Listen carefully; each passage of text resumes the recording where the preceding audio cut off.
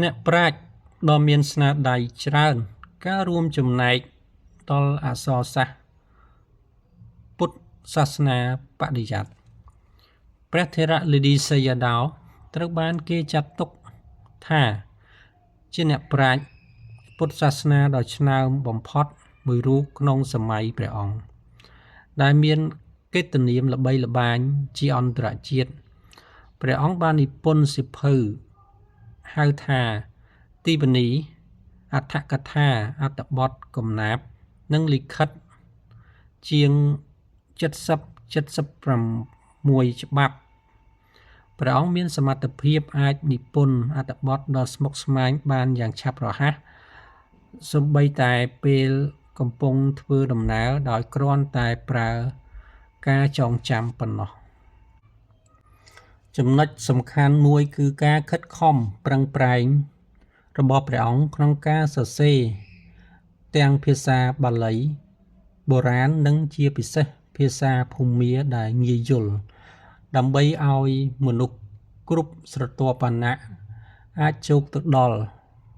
បានរួមទាំងក្រហមសូម្បីតែកសិករសាមញ្ញរបៀបសរសេរដ៏ច្បាស់លាស់និងសង្ខេបរបស់ព្រះអង្គបានបញ្ជាក់ពីទិដ្ឋភាពនៃបទពិសោធន៍នៃព្រះធម៌ការរួមចំណែកដ៏សំខាន់របស់ព្រះអង្គគឺនៅក្នុងវិស័យអភិធម្មព្រះអង្គបាននិពន្ធស្នាដៃ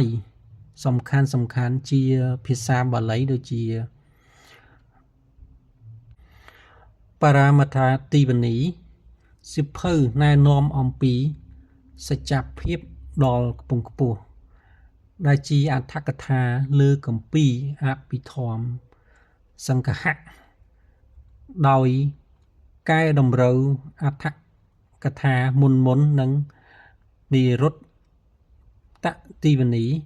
សៀវភៅវេយ្យាករណ៍បាលីស្នាដៃដ៏ល្បីល្បាញបំផុតរបស់ព្រះអង្គគឺបរតសង្ខេបសេចក្តីសង្ខេបនៃបរកថាធម៌ដែលនិពន្ធនៅឆ្នាំ1903ជាកំណាព្យភាសាភូមាប្រែអំពីគម្ពីរស្នាដៃនេះបានក្លាយទៅជាសៀវភៅលក់ដាច់បំផុតនិងជាមូលដ្ឋានគ្រឹះសម្រាប់ក្រុមសិក្សាព្រះធម៌ព្រះអភិធម្មរបស់ក្រហមវាបានដើរតួយ៉ាងសំខាន់ក្នុងការជួយរក្សាព្រះធម៌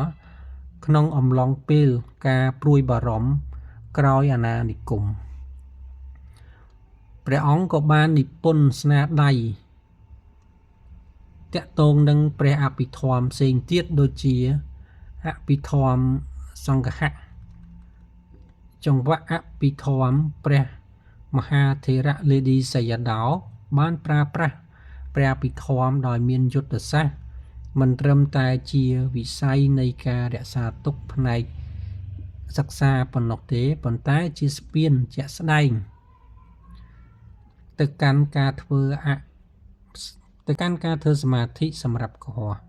តាមរយៈការបកប្រែនិងការធ្វើឲ្យព្រះអភិធម្មដ៏ស្មុគស្មាញមានភាពងាយស្រួលឧបមាបរតសង្ខេបព្រះអង្គបានផ្ដល់នូវភាពចាស់ទុំនៃចំណេះដឹងដែលព្រះអង្គបានអះអាងថាបានធ្វើឲ្យមានការប្រតិបត្តិវិបស្សនាអាចធ្វើទៅបាននិងមានអត្ថន័យសម្រាប់អ្នកដែលមិនអាចលះបង់ពេញមួយជីវិតសម្រាប់ការសិក្សាក្នុងវត្ត